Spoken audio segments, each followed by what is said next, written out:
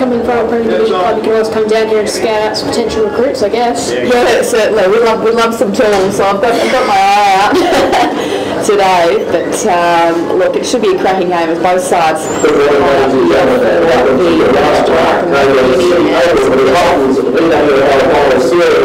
And this morning beginning with the Cottons at the VWFL Division 1 Grand Final between Melbourne University and St Kilda. Will you please be upstanding for the national anthem? But there shouldn't really be any excuse for missing kicks, dropping marks. Should get a really good clean game of footy. And we've just got the national anthem playing. Might be able to hear it through the speakers, but just in case, continue to talk through this one. So, how much more have you seen exposed to these two sides so far, Joey? Well, a little bit. The Devils played St Kilda last week, so St Kilda knocked them off to make it here. And Melbourne Uni are a talented side. Devils got them in the later rounds, so it is an even competition. It's one of those things that's like a mini grand final, who make the most of their opportunity. Once they have it deep inside forward, particularly a ground like Kilda, it's big, it's quite round, you can get lost in the wings. So if you get it down your forward line, you've just got to make the most of it. Yeah, absolutely. I think that's the thing here, just been watching the Division 1 results throughout the year. It has seemed to be the best league. And the teams that didn't even make finals, that would have knocked off some of the better teams throughout the year. So it's been a real challenge, especially with those new clubs coming in to get the likes of Knox, for example, who are very competitive. So yeah, they certainly have to work hard to make their way through this grand final. Most definitely. So the team's just huddling together for their last little rev up before start time. The crowd is building here, perfect conditions to sit and watch a game of footy, no need to rug up. And with both sides having quite big lists, obviously, with youth girls, with Premier Division teams, etc., there should be a pretty big crowd for this first game. Melbourne Uni are the only St Kilda Sharks have won the toss, I believe they've got one in Div 5 too, so we have plenty of girls here to watch.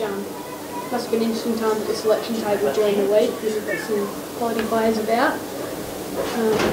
But yeah, it's gonna be interesting to see how this one plays out. They're certainly looking very fired up and ready to go. Those Melbourne Uni girls still getting a couple of the last bumps in there. And obviously they're prepared. These guys in the first final, semi-final went to a golden point situation. That'll be the case today again if it's a draw. Both teams are probably a bit more prepared for that, although out on the ground they probably wouldn't have noticed even at the time it finished because the siren doesn't sound. But they will be a bit more aware as it gets, if it is close, perhaps how to handle that situation today. Yeah, it's an interesting situation, that golden point rule, especially when you look at so many games, like our one last week, for example. There was a really strong wind, and it was only going one way. Like, we had it for the first and third quarters, and yeah, Whitehorse obviously had it for the other two. So if you've got the wind and it's a golden point situation, you're going to be backing yourself in, more likely than not. So yeah, you would think so. I think it's come about in recent years. The final went for an extra 35 minutes for up the day when they went to 5 minutes each way, and I think it was still even. They sort of had to keep going that until eventually someone put a score on the board. I think there was a thing from the youth girls where it was Darabin versus South Morang up in the Northern League, where Darabin came down from something like 4 goals late in the final quarter to tie it, to send it to extra time when no scores were scored, to go to sudden death extra time to kick a point to win the game. wow, that'd be a heartbreaker. Yeah, absolutely destroyed if you were South Morang. The St Kilda girls in position early. The Melbourne Uni girls now breaking from their huddle. The president and reserves captain for the St Kilda Sharks in Karen Ralph winning the toss. The king to the Harding Street end, which of course is to the right of your radio dial, or if you're watching online at vwfl.com.au, it's the right of your screen. Very little breeze to speak of. Crowd at the moment in attendance around the 200 mark. And it's a beautiful sunshiny day. Heading today for a top of 22. And everything seems to be in position, so without any further ado, to get us underway here on vwfl.com.au, it's Joe Watton. So beautiful sunny conditions here out at Coburg. Both ruckmen have a swipe, can't get rid of it. The first clearance, well, it almost went Melbourne Uni's way, but couldn't quite come out. We're still in the centre squares, bumbling along the ground. No one can pick it up, just shuffling it forward. Bodies hit the deck. The umpire might need to come in again. No, lets it play. Eventually he shuffles out the back, and St Kilda it is who fires a hand pass out wide. They'll get the first entry inside 50. No mark taken. Dangerous spot though. 35 out from goal. On the ground, shuffling through. Players diving on it. And Melbourne Uni get the clearing kick out towards the boundary line. It might be their saving grace in the end. It'll be interesting to see with St Kilda. Some of their tools weren't great at ground level against the Devils, and we were able to move the ball out if they were unable to mark it. We'll wait for the ball to be thrown in around about 5 metres out from the point post on the grandstand side, Harding Street end. Ball back into play. And just going to fall short. Ruckman managed to tap it going back towards the half-back flank here of the Uni side. Is trying to kick it on the ground. There was Kristen Hay. Finds the safety at the boundary line. Katatina finding it over. And we'll have another throw in. Umpire arches the back and gives it a heave back into play. That was about 10 metres. Front posse there for the Sharks. Rove well. Tried to put it straight on the boot. There was high. And it bounces one way. Bounces the other. And then just clips the inside of the point post on the way through. So it won't register as a score, but a boundary throw in. On the outer side, just in front of the toilet blocks, which is, well, still standing after all these years at Coburg City Oval, particularly if you see the inside of it. So players get ready and set. Only a couple of metres round from the behind post, so very dangerous position for St Kilda to score. Tap comes down in front off the deck. Can they shuffle it in? No, it's just 3-4, one behind. That's the first score in the grand final Division 1. It's behind for St Kilda. Just those little nerves kicking in early, I think. You get that everyone just is a bit tense and they tend to, everyone just sort of jumps on the footy. It gets a bit Oz kickish where everyone's just like, there's the ball, got to get it, got to get my hands on it early. And it just takes a few minutes to get that composure, which can be crucial in these grand finals. Whoever can regain their composure the quickest can usually manage to get a couple of goals on the board. And that happened with us last week. Whitehorse got their first goal against us just because they were the first ones to really wake up. So St Kilda's getting a little bit further forward so far, but just need to really clean inside 50 and maybe make the most of it here. Well, Lazari's game for fullback on Panzer was out of bounds. A quick throw in there. Originally having a hands on the ball was Jess Egan, was dispossessed of it. It's 45 metres out from the defensive goal from the Sharks. Over the top of it is Kristen Hay, again looking for early possessions. And the umpire will call for a ball up. Half-forward flank there for the Sharks. And the Chapong goes up there for the Sharks, try to charge her way through, couldn't do so. The Hamilton Mazzoka tried to get her way through the pack, couldn't do so. Picked up and spun around there, Bertungo had a flying shot at goal. And it bounces away to the left-hand side and will register as a minus score. The Sharks 2 behind. Melbourne Uni yet to score. We've travelled about a minute and a half into this first term on vwfl.com.au.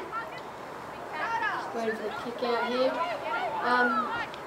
What have you seen so far from these kick-outs? What can we expect for Melbourne Uni? Not something good. It's a real scrubber of a kick and it ends up going out of bounds. She won't be too happy with that one. No one touched it, so the free kick will be taken by Plummer. I think's got her hands on it. Very tight angle. She's backing herself in here, Connor. Question is, where's the square up going to come? Probably short in the pocket. Yeah, I don't think the distance will worry her. She's lined up on the right, starts at right, stays right, just 3-4. The one behind, no it wasn't. So that's 3 behinds to St Kilda. They've had the footy down here now for a number of minutes. This is where we talk about making the most of your opportunities because it will be down the other end at some stage, and if they can snag it after being down here a while. It wasn't the ideal spot to have a shot, sorry Pete. No, you're right, kicking from full back from Lazari, looking close again towards the boundary line, playing that dangerous game. And the ball's gone over the boundary line and out of bounds. So we'll have it thrown about 45 metres out from goal. And in this contest, it looks like it's going to be squaring up between Townsend and Haydar. Haydar brought it to ground, trying to come over the top as Hyatt. Couldn't extract it, going in to lay the tackle there was Mannering. And the umpire says it's all locked up. We're going to call for another ball up. So a bit of a scrap first early on. The umpire says, let's just get it going quickly. And that's what he does. Put it towards the ground, just circling about Mannering to see if she can bring it out. She can't extract it. Going in there with a kick is Ruby Grounds. Kicked it up the line. And a good mark taken on a chance here to come off the line from Mullins for the Muggers. And she'll try and work it wide towards the outer side. They dropped it, but they had numbers of their support. Strackman was out there. And the umpire says in the back against the Muggers. And it's going to be a St Kilda ball. And they decide to move it quickly forward. No one can get their hands on it. Bounces. Melbourne Uni with the numbers near the line. Probably be happy to see this over. And in the end they are. How about the old red shorts being worn by St Kilda today? Obviously to try and differentiate things a little bit more. The 2 jumpers very similar out there. They are both black backs. Ball in dispute. 15 metres round from the goal. A little shovel out. Melbourne Uni tried to get the kick through Catterall. It's smothered though. Back near the boundary line. Eventually it rolls over. A little bit of push and shove off the ball as well. So there's already a little bit of filling in the game early. It is very tight. We've just had a number of packs, so they're certainly getting to know each other well in close and in tight. The umpire throws it up as a flat throw and the punch comes forward. Getting their hand pass off was Vanderwall. Couldn't find a teammate though. It's still in dispute at ground level now. We haven't gone far and the umpire will come in to ball it up. Still 15-20 metres round from St Kilda goal. Kicking to the commentary end. Grandstand end here at Coburg City Oval. Flies out towards the boundary. And happy to see it over there was Cullen. So it's really been inside St Kilda's forward 50 for the first 4 or 5 minutes here in the grand final. Yeah, like I've been saying, they just need to make the most of it. And you need doing well to get the numbers back there. They're not looking at any danger of actually getting it out of the St Kilda forward line. But at the same time, St Kilda aren't really threatening to get it on the scoreboard. So we're stuck in the forward pocket. The umpire says that kick was out of bounds on the full. So once again the Sharks with another chance to attack on goal. 35 metres out up against the boundary line on the eastern side of the ground. Puts it on the right, tries to square it up in towards the pack. Flying from behind this ball down by Azamanian. Trying to pick it up, scrapped off the ground. Here's Harry Little. Cuts the ball, chooses a throw, is it touched? No, it's there, the full chocolates. And put that one down there to Jenny Mayle. She gets St Kilda's first. And it moves the Sharks onto 1-3-9. Melbourne Uni yet to score. Opening minutes here of this first term in the Cottons VWFL Division 1 Grand Final. Well, they took their time getting there, but St Kilda finally on the ball with a goal. They really need to make the most of their time in there, but this could almost be a blessing in disguise for Melbourne Uni, I think, because they were really struggling to get it out of that defensive 50. So now they've got a fresh chance here to let their midfielders go at it and potentially get the ball down their own end. Yeah, centre clearance is very important today in this grand final. They go up again, a strong tap forward by St Kilda. Melbourne Uni onto it, gets the hands off, wide out in the wing. The umpire's found a free kick and it's going in Melbourne Uni's direction. So on their half back line, Salafia will take the kick. Waves the arm, says, come on girls, lead at me. Eventually just goes straight down the middle. No mark taken. Kick off the deck, moves Melbourne Uni a little bit forward thanks to Weaselman. Ball in dispute on the back edge of the square. Melbourne Uni's there and it comes out to the wing now. And we're off and racing. Overrunning the footy was George Brimson. So Melbourne Uni with the numbers and a little bit of run here. Trying to bend it round the corner. Good smother by St Kilda. Coming back onto it hard was Kristen Hay. And she's back in again. Eventually swings it round towards the middle. Good spoil. St Kilda are sharked though, and they get the kick going inside 50. A little bit of kick to kick as Melbourne Uni this time go back into the middle. Crumbing the ball, trying to get the hands off. St Kilda with the numbers. Decide just to throw it on the boot going forward. Comes down to half forward. Hayes in there, but she's led to the footy. Melbourne Uni go to ground. Catanea, well, she went for the boundary line pretty obviously. Lucky her teammate got there. And eventually it goes over. So solid defensive work there by Melbourne. You need a little bit more running that passage of play. Absolutely, that's what they need to do. They need to actually start to create something because they were getting worked all over around the ground before. So not such clean hands there, but recovering was Egan. So pretty scrappy there though. Playing with a quick kick inside 50, but it's out of bounds on the full. So a bit of a get-out clause for Melbourne Uni there. So we'll have the ball in the back pocket for the Muggers, just looking around for some options. And which way are they going to go? They look up the line. Will they go in the Hay direction once more? Indeed they do. It's a high pie floater in the air. Front posse there and a good mark. Catatina. No, off Hay on the ground. Tries to extract it again. Makes a struggle. And the ball will go out right in front of our broadcast position on vwfl.com.au. Seen out by Whitehead, who was playing tennis in America not that long ago. As the ball is thrown back in. Champong wins the tap out again. First to it though is Strucknell, who's taken off the ball. The umpire says that's holding, and it's going to be a chance for the Muggers to earn their first free kick to try and come off half back. So Strucknell decides to shoot it straight down the middle. Good low kick, no mark taken off the back. Looking for the crumbs now. Melbourne Uni look to get the hands out, but it's sharked by Battagno. They'll send it inside 50 with a booming kick. Which way is this going to bounce? It's heading towards goal. Can someone get back there? Yes, Melbourne Uni decide just to swat it over the line. Went for safety, Lazari. And she'll do the kicking duties again. As St Kilda move to 1-4-10. Melbourne Uni yet to score, all getting inside 50. And here's a long kick towards the pack, outer side of the ground, eastern side here, Harding Street end. Just came off hands, trying to find in hard there. Elise Hay can't get it out. Over the top is Grace Vanderwall, and the umpire will call for yet another bounce. And Anna Harrington, I don't think it's been inside Melbourne Uni's forward half at all so far. We've got at least 7 or 8 minutes in this quarter. No, St Kilda pressing up very high, and they're just really strangling any opportunity Melbourne Uni have to get it into space. getting plenty of numbers around the footy, not allowing Melbourne Uni to break out into those runners and to get that dash along the ground that they would like to be getting right now. And another hurry point through as we speak for the St Kilda Sharks, moving across to 1-5-11. I think we should put down, I think 93 is, in fact, 91's wearing the 93, where that helmet is Mazzocca. I think I remember seeing her in the game against Danny Mazzocca. Earlier in the year. Yeah, Danny Mazzocca with the helmet, and when you watch her play you can understand why, because she absolutely smashes her way through everyone. Maybe we should put a light on top of that little helmet as she burrows in. St Kilda's marked the kick coming out. It's Townsend who's on the end of it. It'll take a good kick from here still. The angle, not much to speak of. She looked confident as soon as she marked it though. So lining up, Harding straight end, gets a good strike off the boot. Looks like it's going to have the carry just off. No, she's kicked it. So Townsend gets St Kilda's second, doing all the scoring here in the Division 1 Grand Final. So you guys, what do you reckon of the win so far? Because I think the win might be favouring St Kilda based on when we played last week. It's an interesting thing. It was Division 5, 4 and 3 Grand Finals last week. Harding streaked the scoring end, and it seems to be consistent so far from what we've seen. I guess it's going to be up to Melbourne Uni to prove that theory right in the second quarter. Well, last year when Joe and I did the Grand Finals, we saw the Deer Park Pascoe game. We saw that goal kicked by Ash Stafford of Deer Park that went about 70 metres, bounced all the way through, just carried by that wind. So it really plays a role here at Coburg, and it's something that can, I guess if you're not used to having a windy ground, it can really get under your skin a little bit. Well, the umpire's pulled out a free kick for too high, and it's going the way of the Sharks, and just getting up gingerly off the ground is Tamara Hyatt.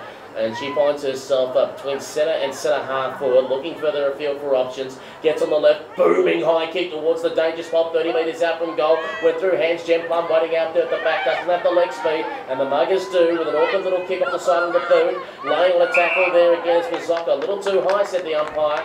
And gives away a free kick to Alex Whitehead. 45 metres out from goal, quickly gets around on the left. Once again to the hot spot, 30 metres out from goal. Went through the hands there of Salafia, who couldn't hang on to it. Oh, here's an opportunity. It's just fallen into the lap of Tamara Hyatt, and she puts through her first, and the Sharks are roaring ahead. They're 3-5-23. Melbourne Uni shell-shocked. They're yet to score. Well, yeah, that's what we were saying. They just need to make the most of those opportunities, because they have absolutely been dominating possession. They've been getting it inside 50. Arguably, when they're inside 50, they've been winning most of the possession. It was just a matter of converting and getting the ball into the right hands, and all it took was one little error, and away you go. But how good was that kick coming in from the centre, making the most of that wind, getting it deep to a contest, had the numbers, and the pure weight of numbers of the Sharks forced that error there, and as soon as you know it... And everyone that they try to bring into the pocket there, Melbourne Uni, it just breaks the game open for it to be sent straight back in. Absolutely. Melbourne Uni desperate for a clearance here. It's all St Kilda, one-way traffic so far in this Division 1 Grand Final. Can they get their hands on there? Oh, too high. And they've won themselves a free kick. Bit of a cheapie there, it was too easy. Mazzocca, yeah, she bent her head in, won herself the footy. Yeah, it was just too easy there to give away the free kick. You had to be careful. So back in the middle of the ground, it's in dispute. St Kilda on the end of it, just get the quick kick going forward. Mark can't be taken, but they're just bashing it forward in their direction at all costs. St Kilda gets the hand pass off. They're inside 50 again, and with a bit of run, bursting through is Batangno, kicks it forward, touched off the back and through for another behind. Very lively bit of movement there from Batango. Just did the shimmy, got around one, and very nearly put another goal on the board. It's amazing the way that St Kilda, they're not just congesting Melbourne Uni's ability to move the footy, but they're starting to get a bit of run and pace of their own. Drop on the hands there of Chloe Pearce, who had to try and get it back off the ground, turn around on the right, put it towards the corridor for Wieselman, and Wieselman went long and towards the centre of the ground, making the contest there with Salakakis, and the ball's on the ground, trying to go in there as Kristen Hay to try and extract the ball over the top with support from Strackmore. And the umpire eventually says it's a stalemate. We'll call for a ball up, right dead in the centre. 24 play zip here in the Cottons VWFL Division 1 Grand Final. Chempong just over the top, moved it forward, long and towards the forward line, backing onto it again as it's high. And geez, Anna Harrington, when the game is breaking open, it's all favouring St Kilda. Absolutely, and Hyatt almost looked surprised that that one landed straight in her lap, because they've had to really work to get their marks or for their goals in general, and now she's going to have a nice, simply set shot after an uncontested mark. It's a steady approach here. If they could get another one here, St Kilda, they would just love it. Comes in on the left boot. Good long kick. What does the goal umpire have to say about that? He says no, it's hit the post, just a minor score. It just makes you wonder if any of the girls that come here early from Diamond Creek or Darabin are sitting around, they just seeing these long kicking, you have to think they'd be going, oh, geez, this is going to favour Darabin when you've got the likes of Katie Brennan and the CEO and Privatelli who can burst on the speed. A good kick out by Melbourne Uni, and they've got the mark. They need to find a little bit of composure here and string some passages of play together. They go out wide near the boundary, no mark taken. They've cleared at the danger zone just outside the 50. So what can Laura Kane do here from Melbourne Uni? Obviously the wind is playing a part. Do you look to change at the tactics, or do you say, no, we'll stick with it to a quarter time and see if we can get something back when we've got the win in the next turn? I think the clearances are crucial, and Achapong is doing very well for St Kilda in the ruck, really winning them the first tap. And it comes inside again for St Kilda at ground level. Footy there to be won. Well done by Melbourne Uni, but it's chopped off again by St Kilda. Going inside again, another mark. No, not quite. In the danger zone on the edge of the square for St Kilda, Harding Street and bursting away. Melbourne Uni get the hand pass off. Still inside a dangerous position, trying to pick up the footy was Nguanti. Goes again, gets the hand pass out. They just need to chuck it on the boot. They do. St Kilda with a bit of a wall, but the bouncing ball doesn't favour them. So in dispute. Inside the centre square, strong tackling.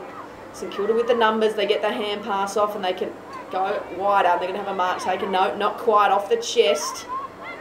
So hard, tough work inside. Melbourne Uni looking to get the hands. They're always under pressure when they get the footy. A quick kick goes forward again, and again another mark. A strong mark by Hyatt. Good kick there from Arzamanian to set it up, but you're talking about the changes in Harrington that has been made. It's only just a one-on-one inside the forward half for Melbourne Uni at the moment. And Samantha May, a key forward for Melbourne Uni. She's a taller player, she's already been moved down back. There you go, just trying to stem the flow a little bit, I guess. That's what you've got to do as you see the approach come in, and that left foot again. Well, their teammates seem pretty happy with it, and the goal umpire's not moving. So that's her second Hyatt, and St Kilda's fourth, having all the running in this first term. And how good has it been that Hyatt, I guess, has stepped up in those last few minutes? Because before St Kilda were having all the possession, they weren't really controlling the game, but they're almost having to snap for goals or try and find any way to score. And now you've got this forward that's stepping up and getting in good positions, taking marks, and most importantly, kicking goals.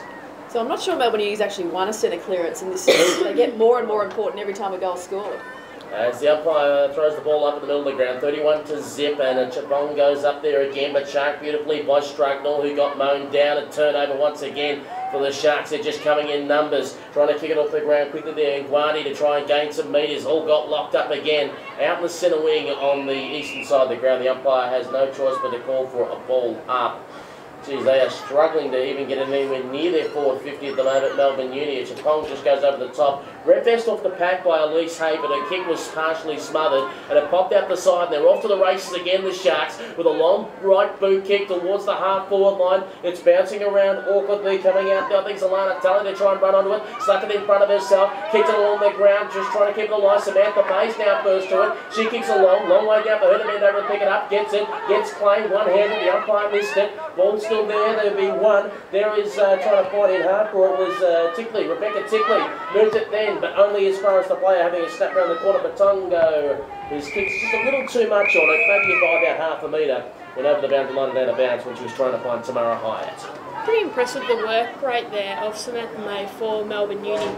Went for the initial contest, it bounced away from her, she came in, got involved again, and then laid a tackle. It's what you want to see from if you're moving your key forward down back for a bit. It's good to see that kind of work ethic coming into it. Very near the boundary line, right in front of our commentary position here at Coburg Park, and the umpire will come in to ball it up. Siren sounds at the end of the first quarter. It was all St Kilda. They lead 4-7 at 31. And Melbourne Uni yet to score and really get even an inside 50. And I was just about to talk about the ruck contest that was going to happen in front of us. St Kilda winning them all, But Melbourne Uni have just got to start sharking. You know, Achapong, she's just tapping it straight down in front. Doesn't mean they can't read it and get on the end of it too. And I would love to see the smothers count as well. It's just that little 1% that St Kilda are doing at the moment, that even when the likes of Strathmore or Guanti or Kristen Hay are getting their hands on the ball for Melbourne Uni, they just can't get a clear kick away. No, they're not really able to do too much, and that's what you want to see. That's why they're ahead, St Kilda. It's not just that they're dominating possession. They're protecting each other. They're getting the bumps in. They're tackling hard when they don't have the footy. As you said, they go for the smothers every time, even if it's unrealistic. They're just trying to do every little bit at the moment to ensure that they get over the line. And that can sometimes just be the difference between two teams. Well, let's have a look at the goal kickers at quarter time. When they got the footy, they used it well. So here we go. We've got the centre bounce. Joe Watton, over to you. Let's see if Melbourne Uni can get the first clearance, and Achapong again with the good tap coming off the back of the pack, trying to run onto it was Battagno, couldn't quite. A teammate picks it up. They've got a couple of chains of handballs, and again it's St Kilda first inside 50. No mark taken though across the back. All the bumbling ball. Which way is it going to bounce? It's dangerous, very near goal. St Kilda still onto it. The quick kick comes, and if they got another, no, it hits the post. Takes them to 4-8-32, so perhaps the win not as much of a factor as we thought. St Kilda got the kick, and the quick kick coming in from Melbourne Uni, but it's going straight back in St Kilda's direction. Flying shot on goal, but it's out of bounds on the full from Tully, and Melbourne Uni will have another chance to clear. And they'll wait for the ball to come back over the fence, and Lazari just saying, so I can give you a hand, I'll have the footy back, and that's what they've done. The spectators have given the ball back to her. Now, will she switch or stick wide? That's the question, as she looks for the options to present. And she's the bell straight into the ground, gets on the right boot, goes towards the pack situation, just over the head there of Hayley Maxwell of the Sharks, who couldn't quite hang on to it. Ball popped out the side, Karen Ruff was nearby, fired out a little hand pass. Azamanian got it back quickly across to Bertango, who put it in towards the danger spot, nearly hit poor Jenny Wieselman in the nose there. Ball switched play up, got away from Shigega, and now here's the foot race on. It could open up here for the Muggers to try and run it as Chloe Pearce. She gets away. Whoa, just got brought down the last second. Her kick was partially smothered. Chapungo was in there and just collected the Sharks player a bit too high on the way through. Pardon me, the Melbourne Uni player on the way through, so they'll have a chance to get a free kick and clear off half back. So they send it towards half forward. Oh, good mark taken in front by Samantha May. And she'll send them inside 50. It's a shallow entry, no mark taken. Off the back, who can get onto it as bumbling still towards goal. St Kilda there, that might have been the President Ralph who picked it up and got the hand pass off. One bounce St Kilda away along the wing on this commentary side. Don't hit a target, but they've collected the footy and got the hand pass off to the run. Showing a bit of dash is Battagno. She's had a few possessions this game already. Trying to get onto the footy is Mazoka. Just bumbling it around in front, doing well, loses her opponent and then swings it forward into the middle of the ground. Looking for a teammate. I think it's Piers out there. Coming in for support is May. They found themselves at the half forward line and inside 50 they go. No mark taken. St Kilda with the numbers. The hand pass a little astray, however. Can Melbourne Uni get their first shot in? Oh, fierce tackling by St Kilda. Well, could be in the back. Umpire says no, play on. Interesting hand pass. Umpire says play on. The kick goes forward, finally deep for Melbourne Uni. It's a 2-on-1 at ball at ground level. Tracking it back towards the line is the captain Ralph, which is happy to see it over for the first behind the first score for Melbourne Uni. I was going to say, is that the first point of the game for the Muggers? They actually seem to have really started to click now. They're getting it inside 50. That mark by May was fantastic, and then they nearly managed to land another one inside 50. So now they just need to really lock it in here. Be interesting to see what sort of exit St Kilda can get. Another great kick though. Sarah drew too much juice in the kick, looking for a Chapongo and Chapango, should I say, and the ball went over the boundary line and out of bounds on the full. So I think it's Catterwall that's going to bring the ball back into play for the Muggers. She's probably about 45 metres out from goal, up against the boundary line. May's presenting as an option short in the pocket. She goes in that direction. Grounds and May sport each other. May couldn't hold on to it, and the ball went over the boundary line and out of bounds. The theory was right, but the execution just wasn't quite there. Geez, if your big forward calls for it, you want to clunk it if you're not going to let them mark it.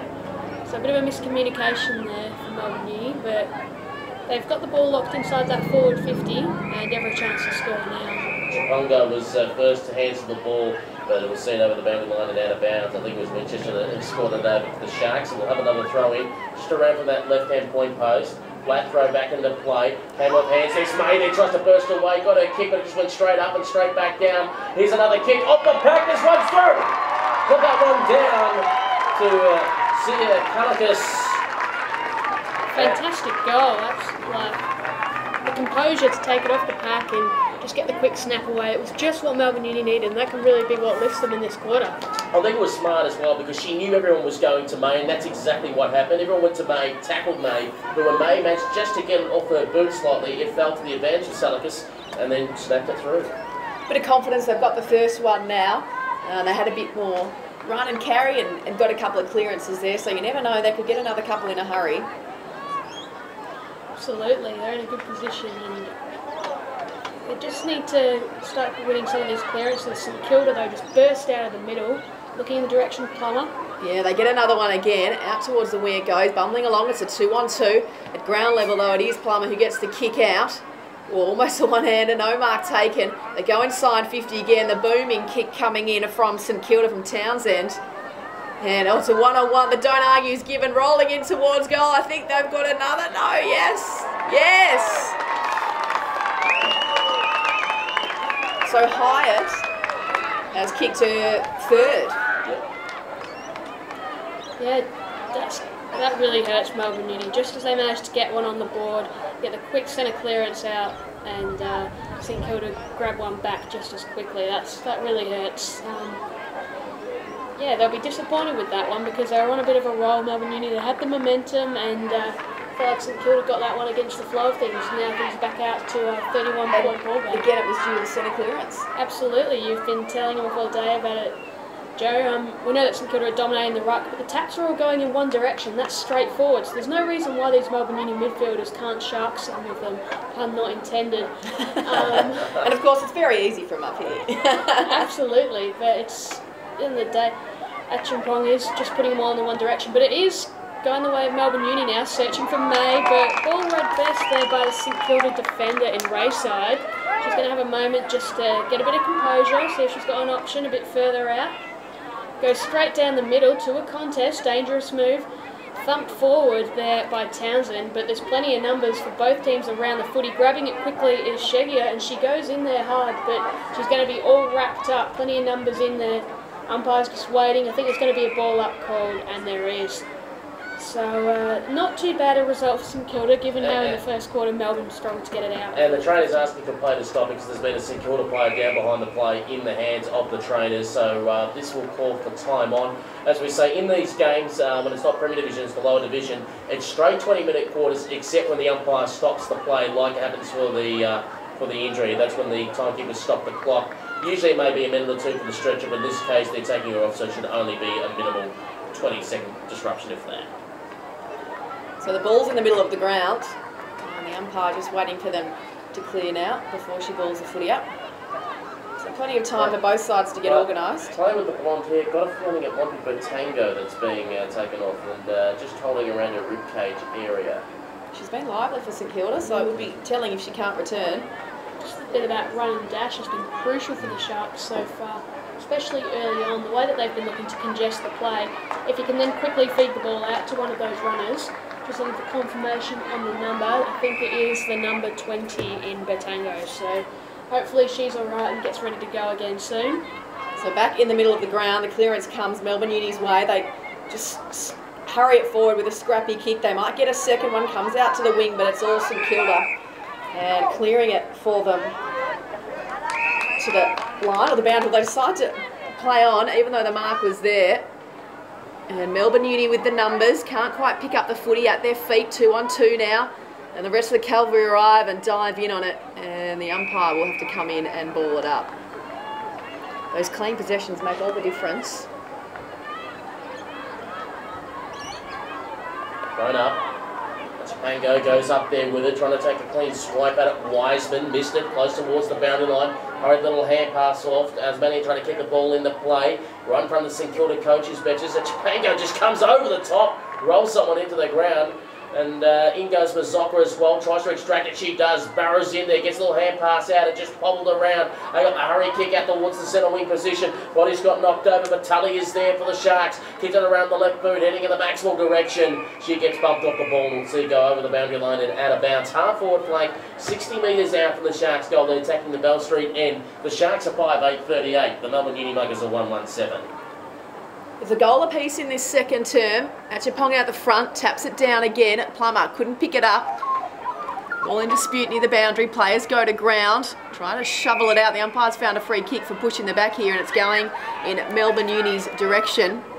And it's Mazzocca who loads up on the right, looks for May. Oh, almost a good grab, had hands to it, goes with a second effort, sensational. Gives the don't argue and then puts it on the boot, but there's no one there for Melbourne Uni. The bounce of the ball could favour them though in the end as they come in to help.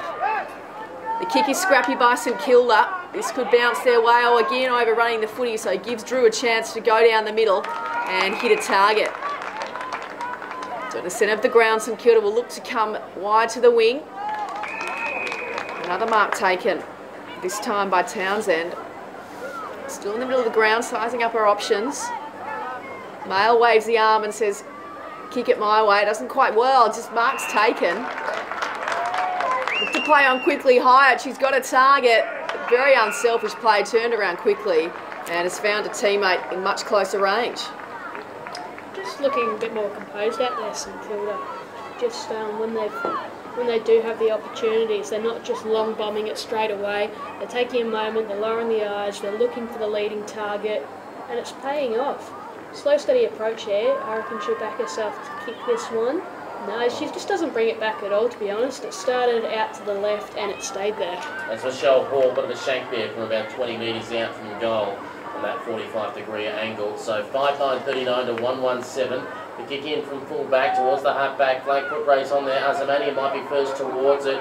Melbourne Uni opponent there, Grundy got there first, hands and knees and trying to get a hand pass out. Salafia did so to the teammate. The umpire's blown the whistle after the kick and said dealt with afterwards, so it'll be a downfield free kick and a chance for the Muggers to set something up on centre wing on broadcast side. And Samantha May, who is a long kick, has the ball on that centre wing position. Standing on the mark there is Tully for the Sharks. May on the right boot going up the line. Mazzocca waits for it to bounce. Oh, just ripped into the ground. Gee, in goes Mazzocca again. She's laying on a fierce tackle. A hurry kick by Bunny close towards the boundary line. It's gaining metres. It's gaining about 20 metres. Probably the best result there for the Muggers as it went out over the boundary line in front of Ruby Grounds and her opponent there in Tanya Winchester. We'll have a throw in right in front of our broadcast position, 55 out from goal. So the rucks get set again. Harding Street end to Coburg and winning the tap, Melbourne Uni, and they look to get the clearance, but again add another smother to the stat sheet and over the boundary line it goes. Yeah, it was encouraging there. Really nice tap down, smart one from Rieselman. Just getting it down to Egan. It didn't work out. That's the sort of creativity they need to use in the ruck and around the midfield if they're going to get the advantage. Does it again, doesn't work out quite so well though. And getting hold of that one there is Whitehead. And her kick finds Plum, who's half back. So Plummer sends it long, very near the boundary, in fact too close, and over the boundary line it goes on the full. So Melbourne Uni have a chance to bring it back. Disappointing, she had Whitehead on there. She managed to land on her chest, but too much on the kick, and here's it back into play. Long and high in the Wisman direction, just came off her hands. Got it back again. Luck was a fortune. Kicks it in towards the centre of the ground. Fortunate bounce again for the Muggers. Here's a hurried hand pass. Waiting back there was Kieran Ralph. Worked it sideways to Plum. Plum was dispossessed. And the umpire says holding the ball, or dropping it for that matter. And the resulting free kick ending up there with the number 43 for the Melbourne Uni side. With the right boot in towards the hot spot over the head of May there. May have to try and go back again. Lays a tackle on the opponent. There's Zucker in there as well. And the umpire will call for a ball up. Caught with it and all wrapped up was the president and captain of the reserve side here at St Kilda, and Karen Ralph. She wasn't letting that one come out. May does the ruck work for Melbourne Uni. The little kick goes forward, smothered off the chest. She goes in again, tackled as she grabbed it. And the umpire will come in to ball it up. This ruck contest looking a little bit more promising for Melbourne Uni. Yeah, I'd say so. They seem to have changed their structures a little bit. Not trying to match Acheampong for leap because you're not going to be able to do that. She's just been tackling forward all day. So just using the body a bit more, Weaselman, and it's been working quite well. Whitehead just went up with the one hand there. Didn't work out. Ball goes to ground. There's a real fierce contest happening right on the 50 commentary side wing. As the ball is thrown up in the air. Weaselman beaten out there by Chapungo as went in towards the pack and trying to bust away through as Egan does well. Egan got on the right. It's a spirally kick. It's hard to judge. I'll tell you what, who judged it best there, Jen Plum. And she takes the mark right in front of a good crowd here at Coburg City Oval, in front of our broadcast position above the canteen. Going along, Azamanian, crunch! Took the mark, had two coming at her, one from behind, one in front. Still held her ground.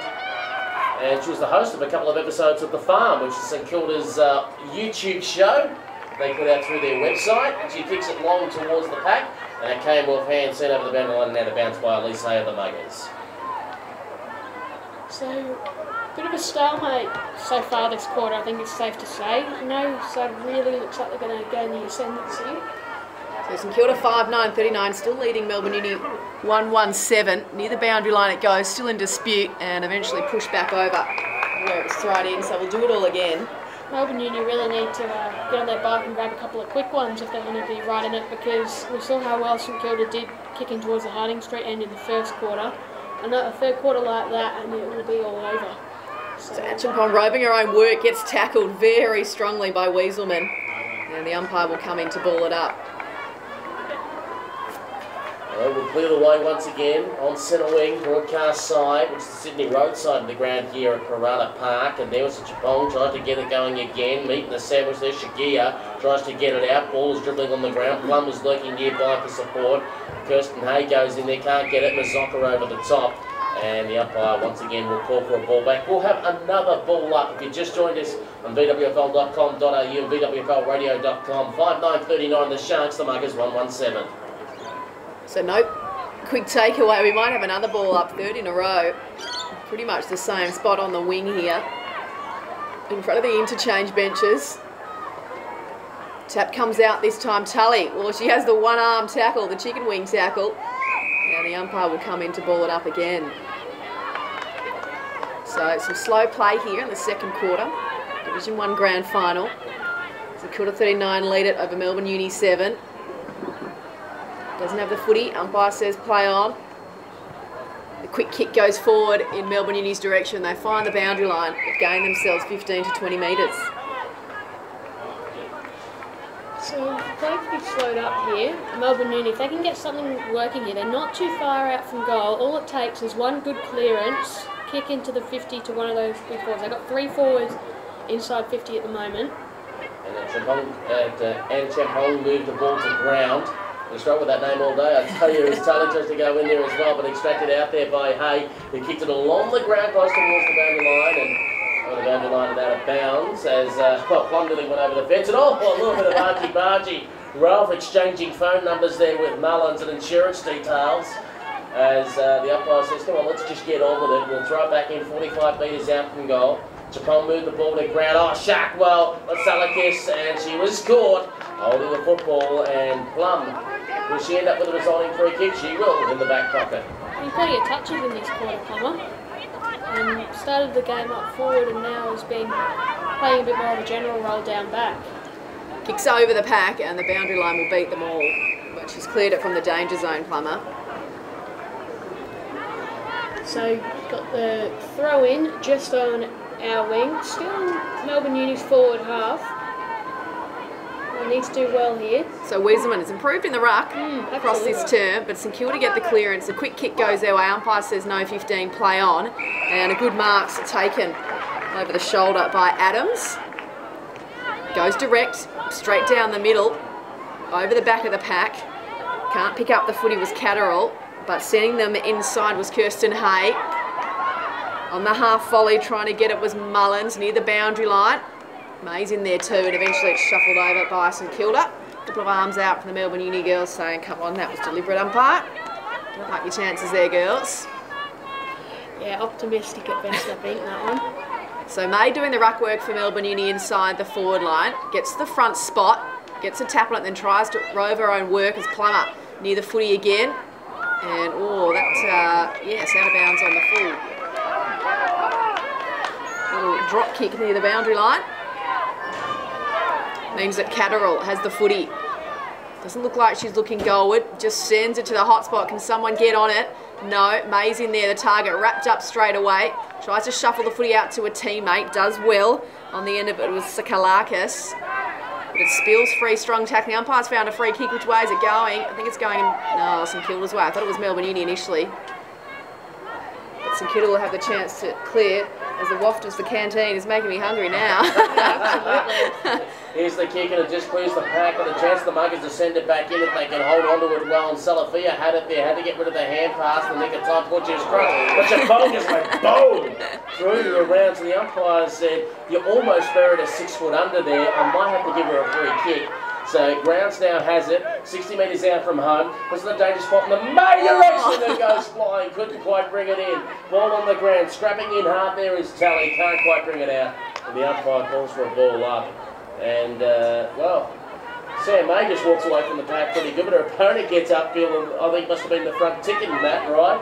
As Chapong had it, and Azamanian trying to get a hurry kick away, was partially smothered. Ball bobbling around as Adams tried to get a kick, couldn't do so. Mullins is near the boundary line. She's going to see it over and will throw it in once again around 10 metres around from the point post, and it's still a 32-point lead to the Sharks nearing half-time. Melbourne Uni have had the footy in their forward 50 for a little while in this quarter, haven't been able to make the most of their opportunities. Still with a chance here. In dispute, bumbling around, hits the deck again, players dive in, it shuffles out the back. As soon as you get it, you're swamped. Trying to get the hand pass out was Egan. Just bumbling along Tully tapped it to a teammate in Plummer, who just bends it round the corner on her boot. Might come back the other way. Trying to hold it in. Had a real go at that. Was Walsh. She was pretty close too, but the boundary umpire was right there. Said, no, you've swung it over. That's the half-time siren. So Melbourne Uni 1-1-7, still trailing St Kilda 5-9-39, but a much more even quarter that I think they kicked a goal apiece. Yeah, it was a lot more even. Arguably Melbourne Uni really had the better of it. St Kilda had that chance to extend the lead a little bit more, but the kick was shanked. Yeah, it's been a pretty even quarter, which I think actually Melbourne Uni would be disappointed with, because they have probably had more of the ball inside their attacking 50, similar to St Kilda in the opening minutes of the match. Just weren't really able to make the most of it, and that's partly credit to those St Kilda midfielders who worked their way back and really blocked up that forward line. There was absolutely no space. Sure, you could get the ball in high to May, but if she didn't mark it, and it was often quite difficult for her to get a clean run at it, there was no real options for the Crummers to get into some space and have a quick snap. Just wouldn't get the chance to get their hands on the ball. So it's a real credit to St Kilda's defence and midfield for getting back and really congesting that 50.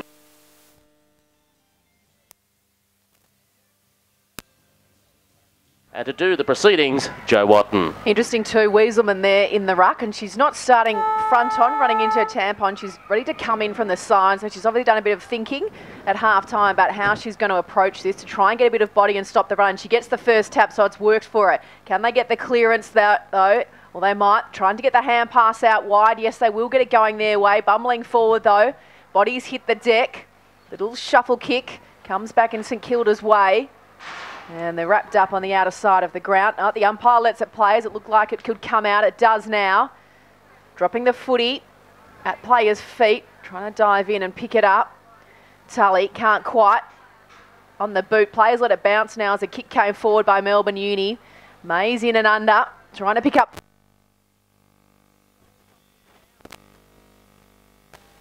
Wrapping up an opponent. She might have given away the free kick. I think she has for a push in the back.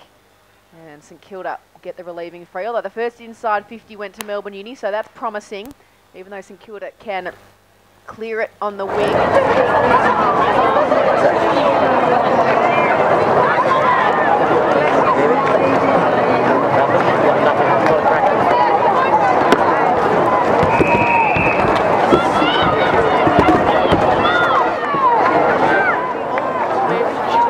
Shuffled into that forward 50, a player that obviously will be able to lock the ball in, and sometimes you just need that. You don't necessarily have to score straight away. If you can get someone that can lock it inside your 50 for 2 or 3 contests, that's what it takes to put that pressure on the defence. So if she ropes inside 50... change the mix. I've got to. We're out the back now. And May picks it up, turns around, smothered them. Go deep inside 50. Their chances though, Melbourne Uni down there, and scrubbing kick comes to clear at Weeserman. Can she get back on it? No, St Kilda's there, and over the line it goes.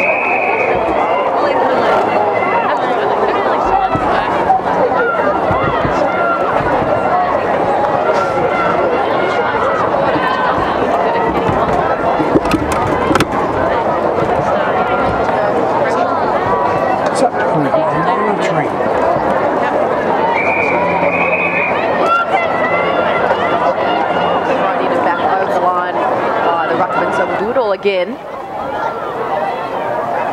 from the wing outside of the ground, Coburg City Oval here, third quarter of the Division 1 Grand Final.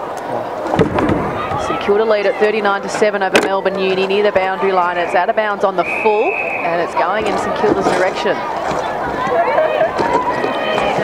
Just slowing things up here a little bit, St Kilda. They'll be happy just to slow it down. Melbourne Uni starting to get a little bit of dash early on in this quarter. The Sharks want to lock it down quickly, and the wind really taking hold of that kick. It's going right in near the 50. Melbourne Uni getting some numbers around the footy though, closing down those attacking opportunities, just barging their way through. Plenty of numbers about the footy for both sides here. And have we had something plucked out here, or is it going to be a ball? No, we've got a free kick, and it's going the way of Melbourne Uni. Did you catch that one, Joe? No, I didn't. Look, you mentioned the wind. You can definitely score at either end, but I think that was pretty telling. I think the wind might have even picked up in this second half. That ball had plenty of carry on it.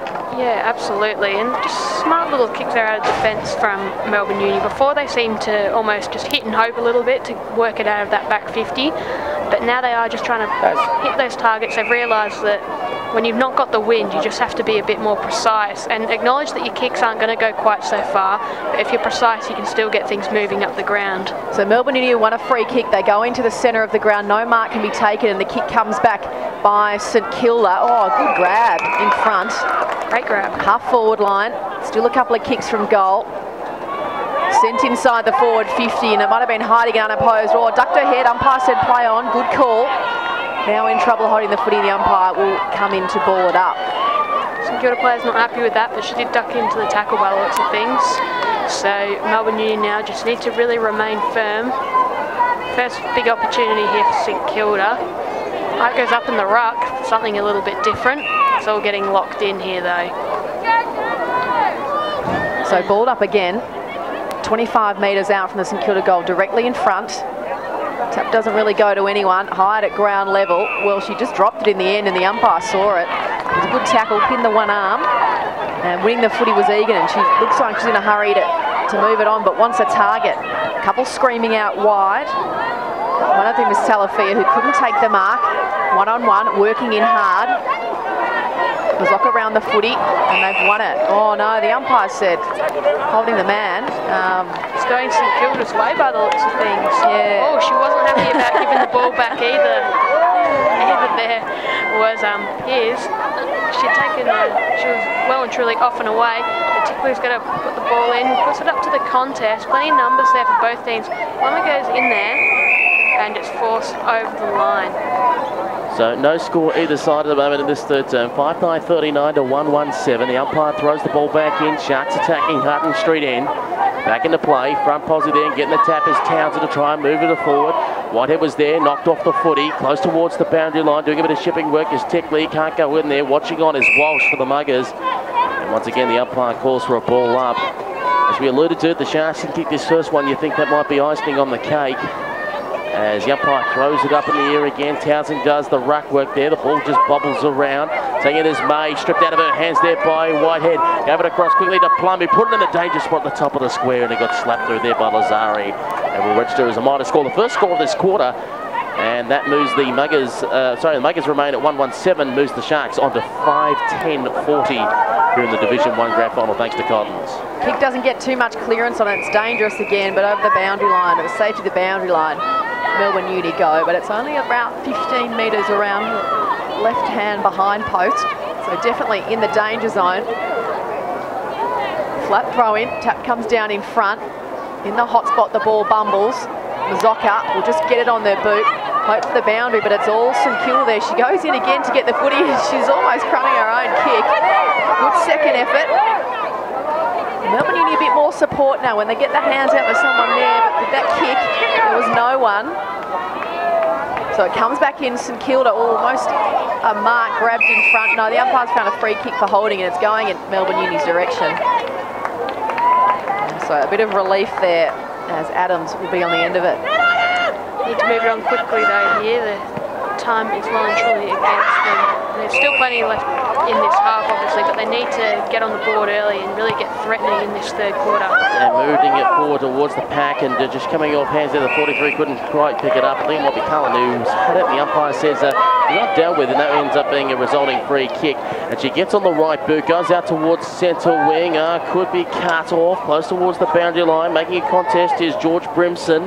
That's Ellie George Brimson, did well with support there from Shagia. There's a little hand pass away, stuck close towards the boundary line. Now gets on the right boot, one bounce, an awkward bounce, and will go over the boundary line and out of bounds, being seen over in the end by Michelle Hall.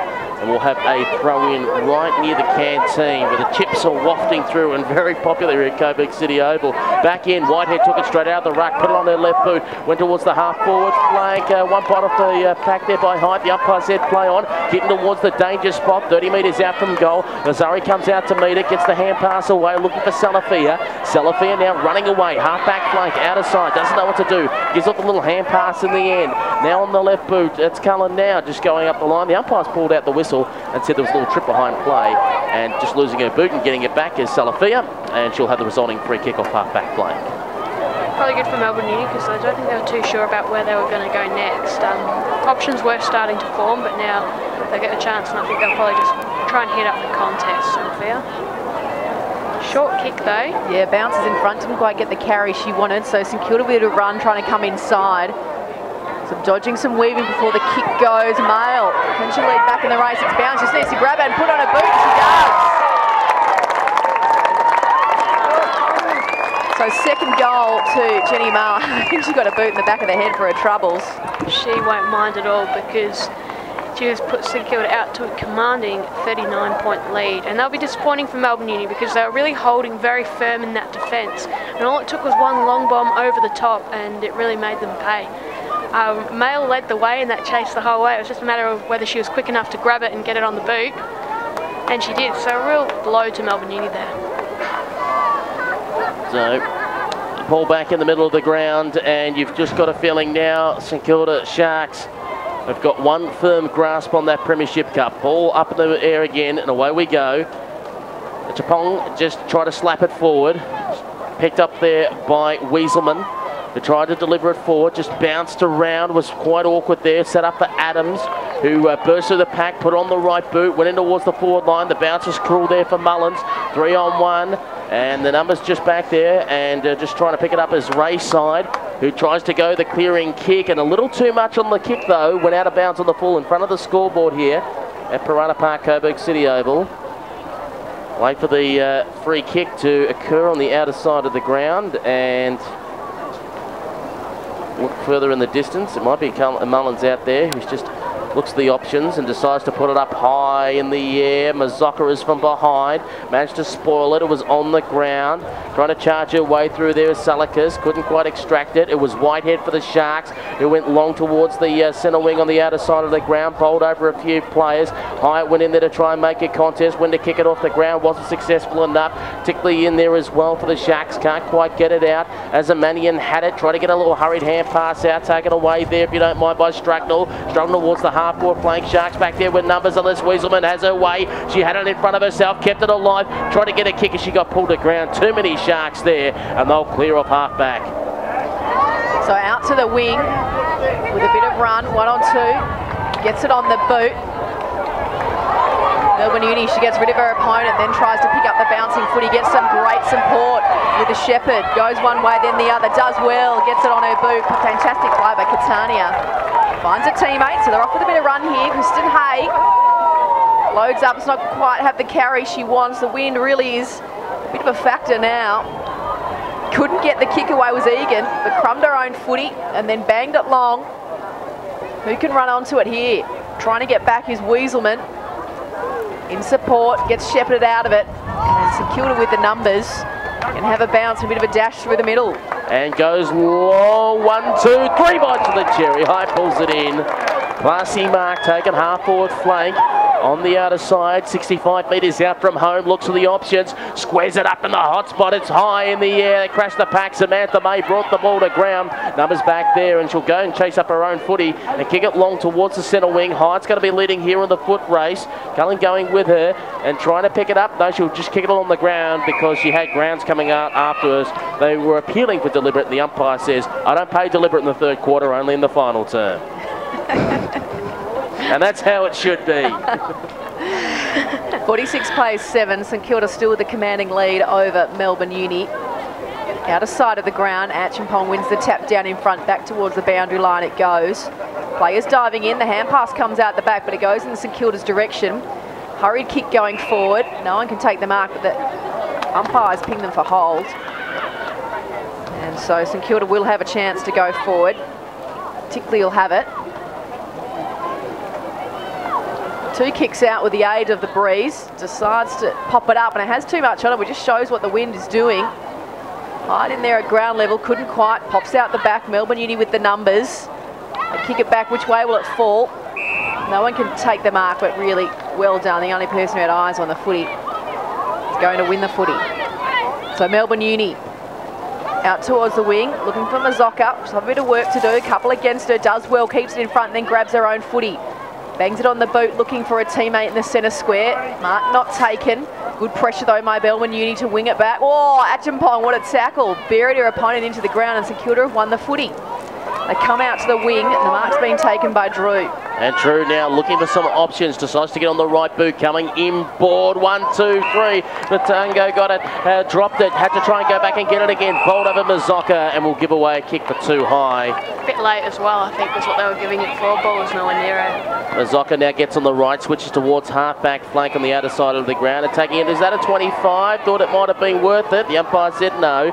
Chloe Pearce now has it, puts it up in the air, bit of a pie floater, knocked off hands. Grants is there with the footy, gets on the right, now goes long up towards centre wing, 1, 2, 3, couldn't quite bring it in. Whitehead goes chasing after it, locks it all up, and the umpire calls for a bounce. Centre wing out of sight of the ground, 46 plays 7, Sharks lead by 39 points third term.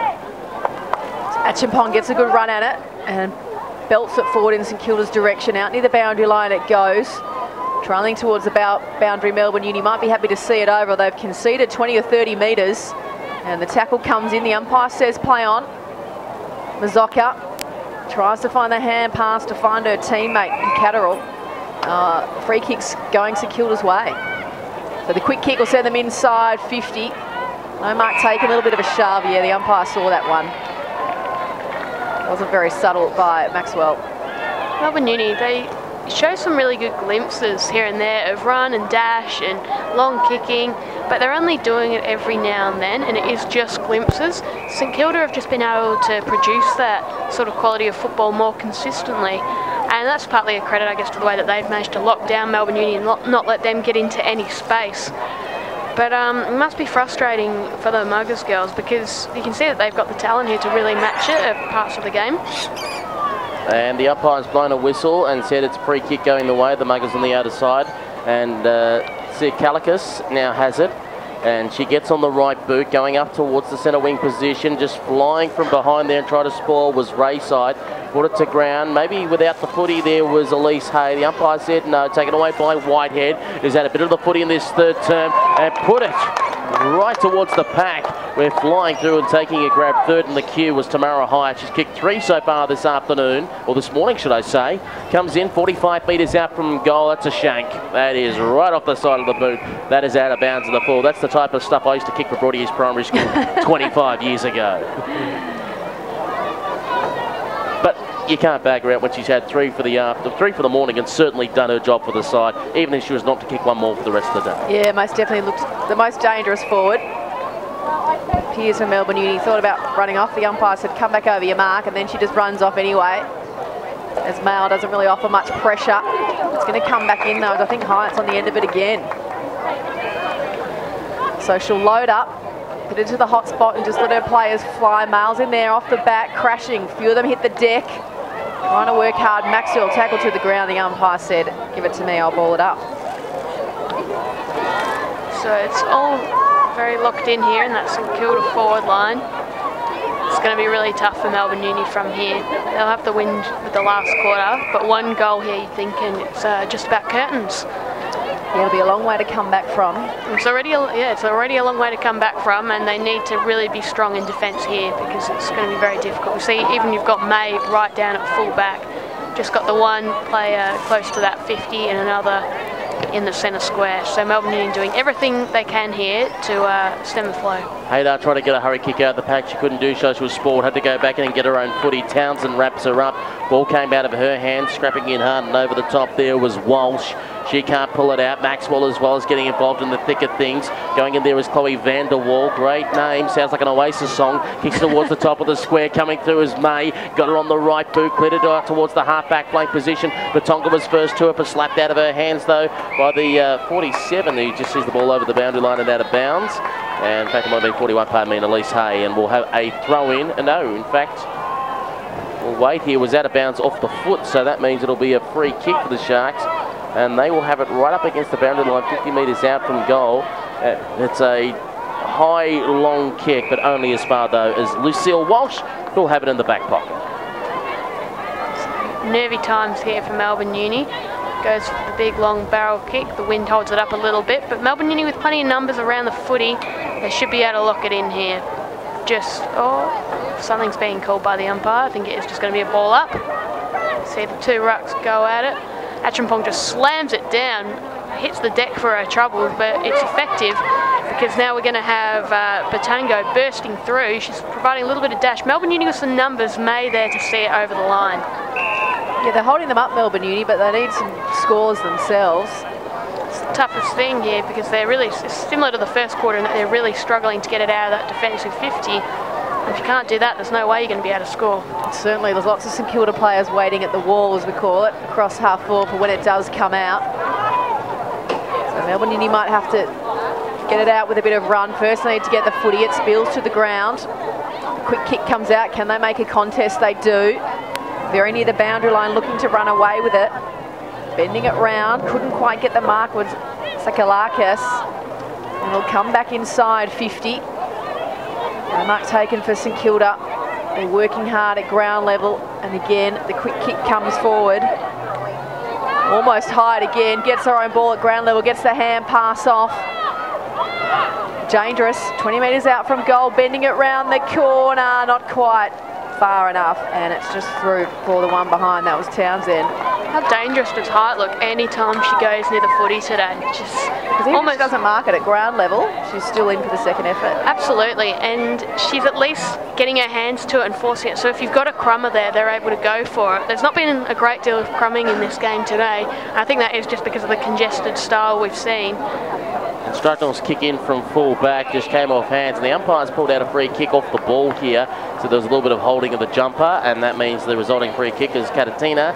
He now has it and decides to go long, and flying across there and taking the mark is a 54 Maddie Haydar, and Haydar kicking further up the line. And just when they start to get a couple of change of kicks together, the siren sounds for three-quarter time, as cruel as it always is. 6-11-47 St Kilda Sharks. Melbourne Uni Muggers 1-1-7 for that term, 1-2 to no score. But you've got a feeling with just 20 minutes to play, two hands are firmly on the cup for the Sharks. I think that's pretty safe to say. Melbourne Uni have scored 7 points of the day. To score another 41, I think, is going to be a little bit beyond them. And we know that this division, just based on the games I've seen, it has been a fairly low-scoring division. So, yeah, it's going to be pretty tough from here for Melbourne Uni, and I think it's really hard in a grand final where you almost have to grit your teeth and say, look, we're still in with a shot, we'll have a go. And if it doesn't work out, it doesn't work out. But fantastic signs from the Sharks all the same. They've stuck to that game plan the whole way through. They were challenged a couple of times, but I think have generally held pretty firm. Yeah, look, St Kilda had 4 goals in the first quarter, and then the next 2 have only kicked 2, so the game really has evened up, but it was that period in the first quarter. It was probably 10 or 15 minutes because Melbourne Uni did hold them for some time, where St Kilda really got the reward for their efforts inside 50. That really just blew the game open, and Melbourne Uni have been playing catch-up footy of try ahead of them, but they're at the scoring end. As Weaselman and Chapong go against it in the ruck. Tully quite couldn't get the kick away. Just near the centre circles, a pack of 5 or 6 players diving in on it, and the umpire will come in to ball it up. So straight away into that real contested brand of footy that we've seen all day today. St Kilda have really gained the ascendancy through it, and just closing down the space once again was Batango. They got the first clearance, but it's going to come back almost their way, a little bit sideways, out towards the boundary line it goes. Plummer leading back in the race, adds a bit of space, gets the hand pass off. Batango sends them forward, and a mark's been taken. It's not her again, is it? It is. Hyatt.